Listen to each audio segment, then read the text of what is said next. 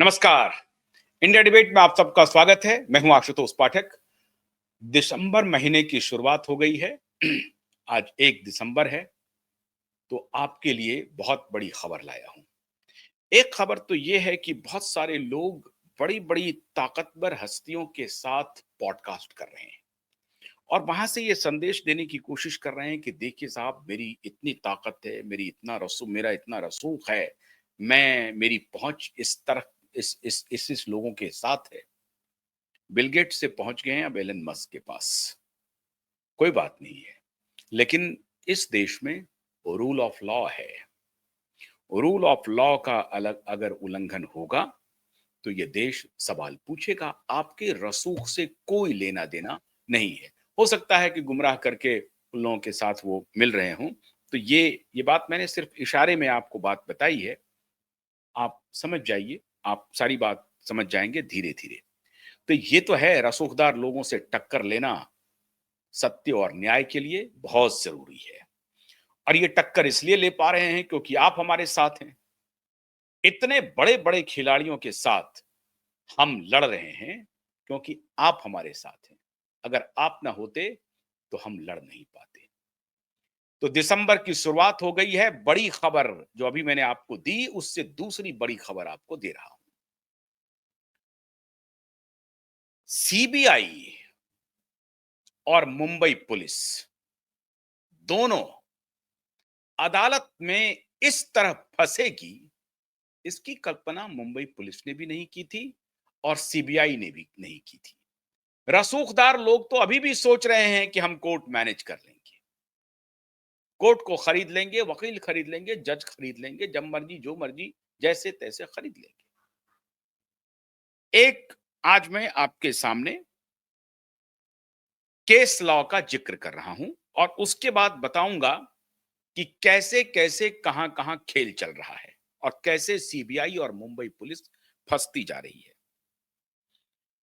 Gopinath Nair versus Mohammad सलाह, ये 2025 का, और ये कोर्ट के संज्ञान में, रिकॉर्ड में, हाई कोर्ट, सुप्रीम कोर्ट, सबके रिकॉर्ड में है। जब कोई केस लॉ बनता है तो ये रिकॉर्ड में उसको आना पड़ता है और 1985 में ही ये केस लॉ बन गया है। 1985 के केस लॉ को 2003 में एक किया गया और उसके बाद 2025 में उस रेफरेंस को, जो ऑन रिकॉर्ड है, वो रेफरेंस हम आपको अभी दे रहे हैं। तो पहले 2003 का रिकॉर्ड आपको बताते हैं कि ये केस लॉ क्या था और किस केस लॉ के आधार पर अब सीबीआई, मुंबई पुलिस दोनों भाग रही है। और दोनों को अब छुपने का कोई रास्ता नहीं दिख रहा है। इसलिए मैंने कहा ना कि जितने बड़े रसूखदार लोग हैं, वो एलन मस्क के साथ बैठ जाएं, बिल गेट्स के साथ बैठ जाएं, प्रधानमंत्री मोदी जी के भी साथ बैठ जाएं, लेकिन इस देश में रूल ऑफ लॉ और सत्य की लड़ाई जो चली है वो रुकने वाली नहीं है। तो जरा सुनिए साहब, 2003 का एक केस लॉ बना। इसमें ये किसके खिलाफ था? रथीना संभापति वर्सेस स्टेट। ये 2003 में, इसका जो रेफरेंस नंबर है ये सीसी ऑनलाइन मैड 945। इस रेफरेंस से कोई भी व्यक्ति जाकर के कोर्ट के रिकॉर्ड में देख सकता है। रथीनाथ संभापति वर्सेस स्टेट। और दूसरा 2025 गोपीनाथ नायर वर्सेस मोहम्मद सलाह, 2025 सीसी ऑनलाइन 6377। ये साइटेशन जो होता है सुप्रीम कोर्ट का ऑनलाइन पे, जो आप रिकॉर्ड में आप देख सकते हैं, सीसी ऑनलाइन 6377 करके आप देख सकते हैं। क्या है केस लॉ? क्या है? यदि कोई अन्वेषक अधिकारी, इन्वेस्टिगेटिंग ऑफिसर द्वारा प्रस्तुत क्लोजर या रेफर रिपोर्ट में वे सभी दस्तावेज संलग्न नहीं किए जाते जिनके आधार पर अन्वेषण में, इन्वेस्टिगेशन में यह निष्कर्ष निकाला गया है कि अभियुक्त के विरुद्ध अभियोजन हेतु पर्याप्त सामग्री उपलब्ध नहीं है, तो मजिस्ट्रेट के लिए यह एक अनिवार्य विधिक कर्तव्य है। अब देखते जाइए केस लॉ, फिर मैं पढ़ रहा हूं। यदि अन्वेषक अधिकारी इन्वेस्टिगेटिंग ऑफिसर द्वारा प्रस्तुत क्लोजर या रेफर रिपोर्ट में वे सभी दस्तावेज संलग्न नहीं किए जाते जिनके आधार पर अन्वेषण में यह निष्कर्ष निकाला गया है कि अभियुक्त के विरुद्ध अभियोजन हेतु पर्याप्त सामग्री उपलब्ध नहीं है, तो मजिस्ट्रेट के लिए यह एक अनिवार्य विधिक कर्तव्य है कि वह ऐसी रिपोर्ट को स्वीकार न करे, बल्कि उसे अन्वेषक अधिकारी को वापस भेजते हुए यह निर्देश दे कि समस्त दस्तावेज साक्ष्य संलग्न कर पूर्ण रूप से संशोधित रिपोर्ट प्रस्तुत की जाए। पूर्ण रूपेण संशोधित रिपोर्ट को प्रस्तुत किया जाए। ये पहला है। इसी सिद्धांत को जो 1985 के आधार पर 2025 में ये रेफरेंस आया, और फिर इसी सिद्धांत पर आर रथिना संभापति वर्सेस स्टेट 2003, इसमें भी सुप्रीम कोर्ट साइटेशन ऑनलाइन 945 उद्धृत है। अब क्लोजर रिपोर्ट तथा उससे संबद्ध सभी दस्तावेज मृतक के माता पिता अथवा निकटतम परिवारजनों को उपलब्ध कराना अनिवार्य है, अन्यथा वे यह कैसे प्रदर्शित कर सकेंगे कि रिपोर्ट में क्या खामियां हैं, विसंगतियां या चूकें हैं। अतः जिन मामलों में जैसे सुशांत सिंह राजपूत एवं दिशा सालियान प्रकरण में जांच एजेंसियों द्वारा क्लोजर रिपोर्ट के साथ जो आगे का है वो मैं आपको बताता हूं। 1985 के रेफरेंस को 2 बार ऑलरेडी साइट करते हुए कोर्ट में ये पूरा मामला ऑन रिकॉर्ड दर्ज है। अगर कोई जांच अधिकारी कोई इन्वेस्टिगेशन कर रहा है तो उसे इन्वेस्टिगेशन करने के दौरान जो कुछ भी साक्ष्य मिले हैं, जो भी सबूत मिले हैं, अब उस सारे सबूत को संलग्न करना पड़ेगा उस क्लोजर रिपोर्ट के साथ। मान लीजिए कि आपने किसी विटनेस से साक्षात्कार किया है, तो साक्षात्कार जो किया है उस साक्षात्कार का कोई, अब तो आप टेक्नोलॉजी का जमाना है, ऑडियो वीडियो रिकॉर्ड है या नहीं है। जो फॉरेंसिक रिपोर्ट में आपने जिस चीज का ऑडिट किया है, किसी का मोबाइल फोन है, किसी का लैपटॉप है, किसी का डेस्कटॉप है, या अन्य जो तकनीकी डिवाइस है उसकी जांच, जैसे कि सीसीटीवी कैमरा है या और कोई और जो तकनीकी उपकरण है, उसकी आपने जो फॉरेंसिक ऑडिटिंग की है, फॉरेंसिक जांच की है, उसका रिपोर्ट क्या है, किसका जांच किया, किस लैपटॉप का जांच किया, किस मोबाइल का जांच किया, कितना जांच किया, कहां जांच किया, उसमें से क्या क्या निकला, ये सब उसके साथ अटैच होना पड़ेगा कि भाई ये लैपटॉप मॉडल नंबर फलना, इसमें ये पाया गया और ये है, ये लैपटॉप, इसका प्रतिफल ये है। मोबाइल मॉडल नंबर फलना, इस मोबाइल से ये चीजें तथ्य निकली। उसी प्रकार से डेस्कटॉप, उससे ये तथ्य निकला, और अन्य जो सीसीटीवी कैमरा है उससे ये रिकॉर्ड निकला। उन सारे को सीलबंद करके आपको कोर्ट की संपत्ति मान करके आपको सुपुर्द करना पड़ता है फाइनल क्लोजर रिपोर्ट। ये समरी बना करके आप नहीं लिख सकते हैं। मुंबई पुलिस ने और सीबीआई ने, मुंबई पुलिस ने दिशा सालियान के एक्सीडेंटल डेथ रिपोर्ट की जांच की, तो उस जांच में क्या क्या उन्होंने जांचा, क्या परखा उन्होंने। पोस्टमार्टम रिपोर्ट हो गया, जहां पर वो लड़की गिरी है उसका कोई फुटेज है, वीडियो है, अगर नहीं है, अगर है तो वो दिया जाए, नहीं है तो किनके आधार पर वो कंफर्म हुए कि ये ऊपर से ही गिरी है। और फिर इन सारे तथ्यों को लेकर के उनको मुंबई पुलिस को क्लोजर रिपोर्ट फाइल करनी है। दोनों प्रकरण में बड़ा अद्भुत मामला हो गया।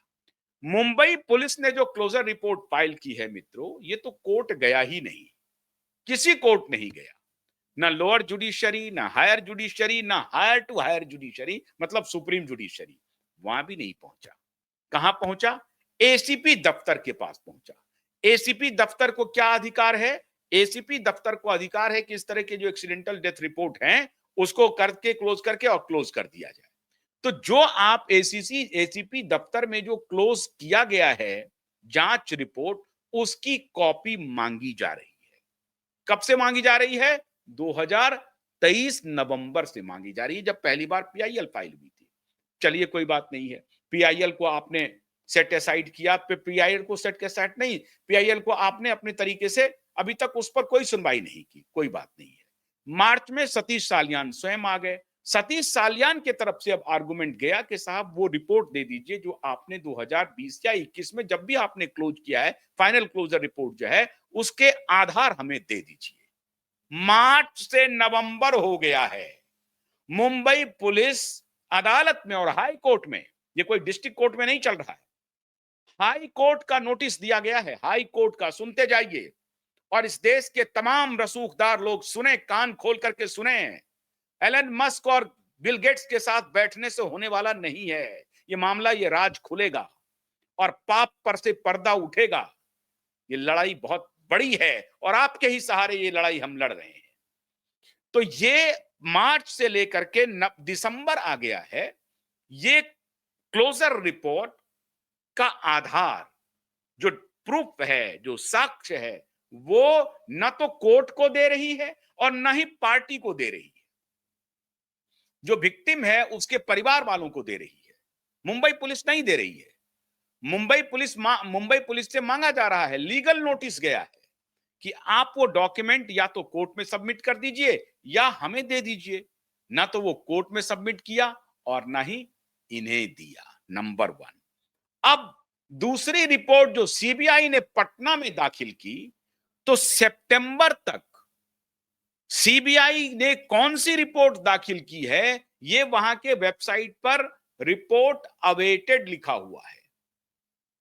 मतलब चुपके से मार्च में एक समरी रिपोर्ट जाकर के दे दिया, उसका कोई वैल्यू नहीं है। चुपके से सीबीआई ने एक summary report Patna CBI court में दाखिल कर दिया और इस ऑन रिकॉर्ड वहां पे सितंबर महीने तक ये हो रहा है कि सीबीआई सुशांत केस की जो जांच है, एबेटमेंट ऑफ सुसाइड का जो वहां पर मामला दर्ज हुआ था, वो उसका अभी अवेटिंग है रिपोर्ट सितंबर तक। और एकाएक नवंबर, अक्टूबर नवंबर में डेट लग जाती है, सितंबर में ही बल्कि डेट लग जाती है चुपके से, और कह दिया जाता है कि भाई मार्च में ही हमने रिपोर्ट सबमिट कर दिया, कोई बात नहीं है।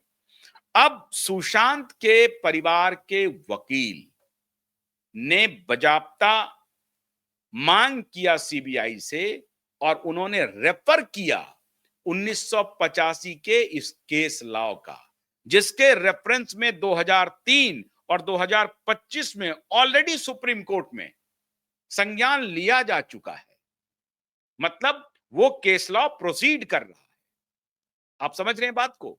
1985 के केस लॉ के आधार पर सुप्रीम कोर्ट में दो दो डिसीजन हो चुके हैं। इसका मतलब है कि वो केस लॉ ऐसा नहीं है कि कोई ढूंढ के ला रहा है, छुपा हुआ केस लॉ किसी अलमीरा में बंद है और वहां से कोई निकाल के ला रहा है।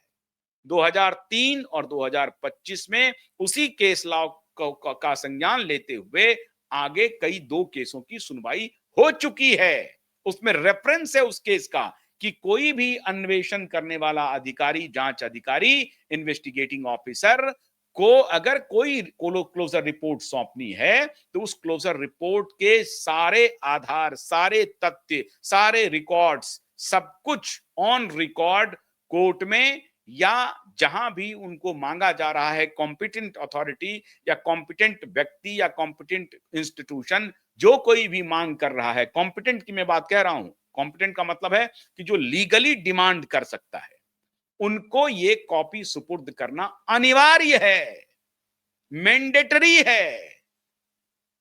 लेकिन सीबीआई सुशांत के परिवार के वकील को वो डॉक्यूमेंट नहीं दे रही है।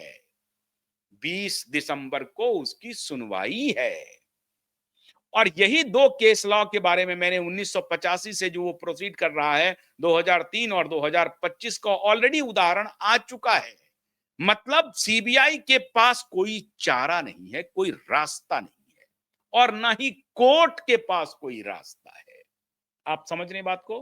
क्योंकि सुप्रीम कोर्ट ने ये केस लॉ ऑलरेडी लिख दिया है कि अगर आपने कोई जांच किया है तो जांच के सारे तथ्य, ऐसा नहीं कि जांच कर लिया और समरी लिख करके आपने दे दिया, ऐसा नहीं चलेगा। समरी अगर लिखा है बहुत अच्छी बात है, आपने समराइज कर लिया है कोर्ट केस को, पूरा कंक्लूड कर लिया है, तो कंक्लूड कर लिया है तो वो सारे आधार आपको देने पड़ेंगे। और सीबीआई की अदालत बायां दायां नहीं कर सकती है, सुन लीजिए, इधर उधर नहीं देख सकती है। सीबीआई की अदालत को यह अनिवार्य है कि भैया ये डिमांड किया जा रहा है अभियोजन पक्ष की तरफ से कि भाई आप मुझे वो डॉक्यूमेंट दें, तो आप दे क्यों नहीं रहे हैं? मतलब सीबीआई की अदालत तारीख दे सकती है, तारीख के अलावा no alternate view would be taken by any court once supreme court already frame the case law, it is on record. तभी मैंने आपको कहा कि सीबीआई की अदालत में ये फंस कैसे गई। सीबीआई खुद और अदालत बायां दायां नहीं चल सकती है, उनको सारे रिकॉर्ड्स देने ही पड़ेंगे। And once CBI will provide the records, CBI की गर्दन फंस जाएगी। ऐसी फंसेगी सीबीआई की गर्दन कि सीबीआई अपनी गर्दन नहीं बचा पाएगी मित्रों, ऐसे समझिए। और यही हालत मुंबई पुलिस की होने वाली है। शैलेंद्र नगरकर भाग रहा है और इसीलिए शैलेंद्र नगरकर के केस में पब्लिक प्रोसिक्यूटर ने आउट ऑफ कोर्ट आकर के नीलेश ओझा जी को कहा कि मुझे इस केस से बरी कर दीजिए, मेरे खिलाफ जो आपने प्रोसिक्यूशन डिमांड किया है, मेरे खिलाफ जो आपने कहा है कि इनको कस्टडी में लिया जाए, ये जो डिमांड किया है ये बख्श दीजिए, मेरी कोई गलती नहीं है, मैं सरकारी वकील हूं, मैं क्या कर सकता हूं। हालांकि सरकारी वकील होते हुए उसे फौरन उस कागजात पर सिग्नेचर नहीं करने चाहिए। उनको कहना चाहिए कि मैं इस तरह के कागजात पर सिग्नेचर नहीं करूंगा जो जिस तरह से आप फंसाने के लिए जा रहे हैं, मैं ये काम नहीं कर सकती हूं या कर सकता हूं। लेकिन उन्होंने ऐसा नहीं किया। खैर, नौकरी की स्थिति है, नौकरी कौन गंवाए, सरकार के खिलाफ कौन जाए। तो उन्होंने आकर के विनती किया कि मेरी भी कुछ इज्जत रख लीजिए, वरना आप मेरे, क्योंकि वो पब्लिक प्रोसिक्यूटर को मालूम है कि कस्टडी इनएविटेबल हो गया है, क्योंकि ऑलरेडी उन्होंने कंटेम्प्ट ऑफ कोर्ट कर दिया है। दो तरह से कंटेम्प्ट ऑफ कोर्ट किया अदालत में। एक तो नगरकर ने कहा कि हमने कंक्लूड कर दिया, ये रिपोर्ट रही। और जब 20 तारीख को जो हियरिंग हो रही थी, उस वक्त एक डीसीपी लेवल के अधिकारी आकर के कह रहे थे कि कुछ क्रूशियल चीजों की हमें इंक्वायरी करनी है, तो हमें 2 महीने का समय दे दीजिए। कॉन्ट्राडिक्शन हो गया। उनका जूनियर ऑफिसर कह रहा है कि हमने केस कंक्लूड कर दिया है, सीनियर ऑफिसर कह रहा है कि कुछ क्रूशियल इन्वेस्टिगेशन अभी बाकी है, 2 महीने का समय दे दीजिए। तो वो खुद दो पुलिस ऑफिशियल्स आपस में ही इस केस को कॉन्ट्राडिक्ट कर रहे हैं।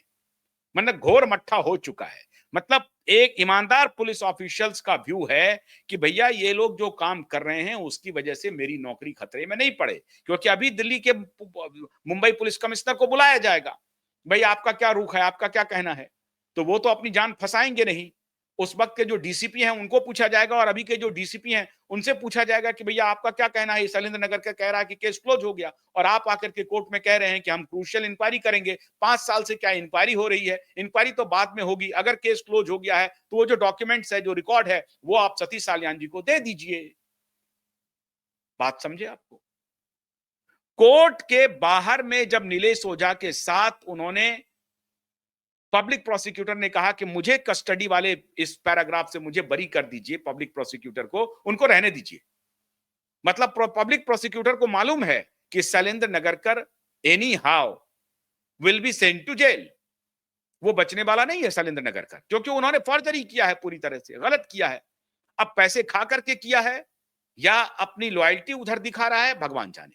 लेकिन शैलेंद्र नगरकर ने वो गलती कर दी है जिससे शैलेंद्र नगरकर का बचना मुश्किल है, क्योंकि ये कोर्ट की ऑन रिकॉर्ड है, उनका एफिडेविट है। तो तारीख जितनी लग जाए, रसूखदार लोग जो इधर उधर घूम रहे हैं, उनकी कुछ अदालत में चलने वाली नहीं है। तो आप लोग घबराइएगा मत कि रसूखदार लोग तो बैठ रहे हैं मस्क के साथ, उनके साथ, उनके साथ। सारे रसूखदार लोग उसी अदालत में आएंगे। रसूखदार लोग, अभी आप सुनिए साहब, मान लीजिए कि हमारे पास हमने कोई चीज लिख लिया और लिख करके हम अदालत चले गए और कहे कि भाई हमको राहुल गांधी के खिलाफ बहुत सारे एविडेंस है और उस एविडेंस के आधार पर आप राहुल गांधी के खिलाफ जो है वो एक वारंट निकाल दीजिए। अदालत ऐसा कर देगी क्या? ऐसा करेगी? बताइए आप। या राहुल गांधी ने किसी केस में कुछ भी नहीं किया है, हमने इसका सब कुछ कर लिया है, आप इसको केस को क्लोज कर दिए, ऐसा करेगी क्या? नहीं। तो अदालत क्या कहेगी हमें कि भाई ठीक है, आप हमारे पास आए हैं, जिस आधार पर कह रहे हैं कि राहुल गांधी के खिलाफ वारंट निकालें, आप वो आधार हमें दीजिए। कोई भी 5वीं क्लास का बच्चा भी इतना इंटेलिजेंट होगा जो ये सवाल पूछेगा कि भाई आप राहुल गांधी के खिलाफ अगर आप वारंट चाहते हैं, उनको कस्टडी में लेना चाहते हैं, तो आधार क्या है? किस आधार पर आप आए हैं ये कहने के लिए? आधार बताइए, फिर केस देखेंगे हम। पहला तो आधार मांगेगा। ऐसा तो होगा नहीं कि नहीं मुझे सपना आया और मैंने एप्लीकेशन लिख लिया और मुझे पता चल गया है राहुल गांधी जो है फलाने केस में इन्वॉल्व है। ऐसा नहीं होता है। कोर्ट आधार मांगती है, सबूत मांगती है। सबूत कहां है? तो सबूत दीजिए आप। वो सबूत मांगा जा रहा है और उसी सबूत की कॉपी सतीश सालियान जी मांग रहे हैं। उसी सबूत की कॉपी सुशांत के वकील मांग रहे हैं, सुशांत के परिवारजनों के वकील मांग रहे हैं, उनकी बहनें मांग रही हैं, उनके पिताजी मांग रहे हैं, उनके वकील मांग रहे हैं। वो डॉक्यूमेंट दे ही नहीं रहे हैं। जब डॉक्यूमेंट दे ही नहीं रहे हैं तो इसका मतलब क्या है? इंटेंशन मालाफाइड है। और इंटेंशन जब मालाफाइड है तो इसका मतलब है कि कोर्ट को गुमराह करने का षड्यंत्र है। और अगर कोर्ट को गुमराह करने का षड्यंत्र है तो यह अपने आप में अपराध है। और अगर अपराध है तो उसकी कुछ ना कुछ सजा है। तो अगर सजा है तो सजा सामने आएगी। ये हुआ है खेला। ऐसे फंस गई है सीबीआई और ऐसे फंस गई है मुंबई पुलिस। तो चले थे धुरतई करने के लिए, धोखा देने के लिए, अदालत को झूठ बोलने के लिए, अदालत को धोखा देने के लिए, पूरे केस को बॉचअप करने के लिए। लेकिन ये केस बॉचअप नहीं हुआ और केस पूरा खुल करके सामने आ गया। अब सीबीआई करेगी क्या? दो ही इलाज है मुंबई पुलिस के पास और सीबीआई के पास। मुंबई पुलिस अपनी जो भी जांच रिपोर्ट है वो जांच रिपोर्ट हैंडओवर करेगी सतीश सालियान को और उसकी एक कॉपी हैंडओवर करेगी मुंबई हाई कोर्ट को। उसी तरीके से सीबीआई जांच रिपोर्ट हैंडओवर करेगी सुशांत के परिवारजनों को और सुशांत के वकील को और सीबीआई कोर्ट को। जैसे ही वो हैंडओवर करेगी मुंबई पुलिस और सीबीआई, बाकी फिर दूध का दूध पानी का पानी हो जाना है। फिर तो दूध का दूध पानी का पानी हो जाना है। इतने सवाल हैं जिस सवाल का जवाब ना तो सीबीआई देगी ना शैलेंद्र नगर कर देंगे। इसीलिए बड़ा कोहराम मच गया है कि अब साहब कहां जाएंगे? दिसंबर तो आ गया। तो 1 दिसंबर को क्यूबाइब नेटवर्क, जो आपसे वादा किया था, क्यूबाइब नेटवर्क अब कंक्लूडिंग स्टेप की तरफ बढ़ता जा रहा है। और जैसे जैसे सीबीआई और शैलेंद्र नगरकर इस केस में फंसते जाएंगे, वैसे वैसे दिशा और सुशांत को न्याय मिलना शुरू हो जाएगा। मैंने आपको कहा ना कि स्वयं स्वयं देवेंद्र फडणवीस नहीं बचाएंगे, स्वयं नरेंद्र मोदी नहीं बचाएंगे, स्वयं एलन मस्क नहीं बचाएंगे, बिल गेट्स नहीं बचाएंगे, अंबानी नहीं बचाएंगे, अडानी नहीं बचाएंगे, कोई नहीं बचाएंगे। ये केस इतना पुख्ता, इतना जागृत केस है कि इसमें ये लोग बचने नहीं पाएगा और अदालत भी नहीं बचा पाएगी। अदालत भी नहीं बचा पाएगी। और इसलिए मैं कह रहा हूं कि रसूखदार लोग जितनी ताकत लगाना हो लगा लो, जितनी ताकत लगाना हो अपने तरीके से लगा लो, लेकिन बचने का नहीं है इसमें। जितना $1 मिलियन $1 बिलियन जितना फूकना है फूक दो। जब तक क्यूबाइब नेटवर्क की सांस चलेगी, क्यूबाइब नेटवर्क दिशा और सुशांत के न्याय के लिए न सिर्फ लड़ेगा, न्याय लेकर रहेगा।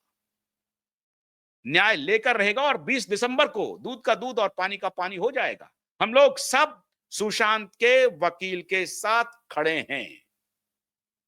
दिशा के वकील के साथ तो आप दिन रात देख रहे हैं, वहां भी खड़े हैं और यहां भी खड़े हैं। इसलिए ये मामला इतना आसान नहीं है। देवेंद्र फडणवीस तो कब का बैठक कर लिए होते उद्धव ठाकरे के साथ। यही एक केस है जो देवेंद्र फडणवीस को उद्धव ठाकरे के झोली में उद्धव ठाकरे के साथ हाथ मिलाने से रोक रहा है। यही एक केस है जो अमित शाह जी को कह रहा है कि भैया इस केस में कुछ हो नहीं पाएगा, बड़ा मुश्किल है क्योंकि कुछ लोगों ने कफन बांध लिया है। यही एक केस है, वरना तो ये लोग फौरन से पेस्तर बैठ जाते। रास्ता नहीं मिल रहा है इनको।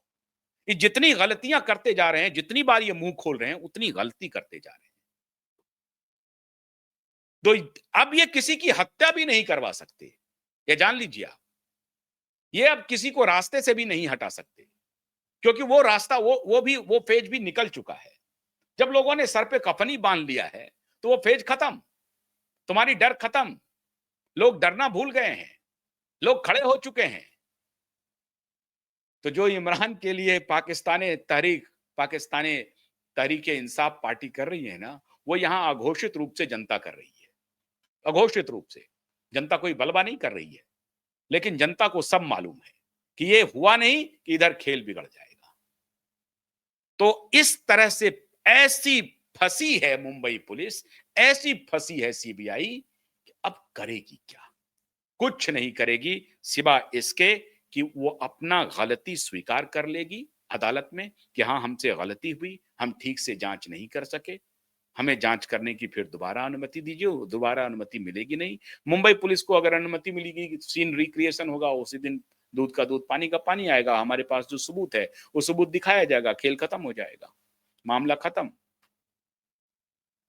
तो गुनहगार को एक एग्जाम्पल देखिए आप। 72 साल की मथुरा, महाराष्ट्र की ही एक लेडी है, 72 साल की। पुलिस वालों ने गैंगरेप किया था, 2 पुलिस वालों ने उस महिला के साथ। 50 साल से भी अधिक हो चुका है। नागपुर से 150 किलोमीटर की दूरी पर वो रहती है। एक अखबार ने, टाइम्स ऑफ इंडिया ने उसको फर्स्ट पेज पे ब्रेक किया, लेकिन वो टाइम्स ऑफ इंडिया वाले ये सवाल नहीं पूछ रहे हैं कि दिशा के लिए क्या होना चाहिए। आज टाइम्स ऑफ इंडिया बड़ा ग्लोरीफ्लाई कर रहे हैं अपनी रिपोर्ट को कि हमने रिपोर्ट दिया और उसके बाद दुनिया भर के लोग मथुरा को मदद करने के लिए आ गए। सरकार ने भी 10 लाख रुपए दे दिए, अभी 5 लाख रुपए का CSR चला गया और कई लाखों रुपए की बारिश हो गई मथुरा के लिए। होना चाहिए कि एक बलात्कार की सर्वाइवर, एक रेप सर्वाइवर लेडी को आखिर में 72 साल के बाद अगर प्रशासन को इनकी नींद खुली है, उन्हें मदद की जाए, तो मदद किया जाना चाहिए, जरूर किया जाना चाहिए। वो हो रहा है, महाराष्ट्र में ही हो रहा है। तो इसीलिए मैंने कहा कि 50 साल भी बीत जाएंगे तो भी पीड़ित को न्याय मिलेगा। और वो जो पुलिस वाले हैं वो तो अपनी अब सजा वजा काट रहे हैं, उसको चिंता नहीं करना है, लेकिन मथुरा के लिए भी लोग खड़े हो रहे हैं 72 वर्ष की उम्र में भी। तो दिशा के पिता के लिए और दिशा की माता के लिए भी लोग खड़े होंगे और वो दिन दूर नहीं है। बस उस दिन का इंतजार कीजिए। कितना, मैंने कहा आपको, 1 सप्ताह, 2 सप्ताह, 1 महीना, 2 महीना ये टलता रहेगा, इससे ज्यादा नहीं चलेगा। उनको धरातल पर आना ही पड़ेगा। बहुत बहुत शुक्रिया, नमस्कार।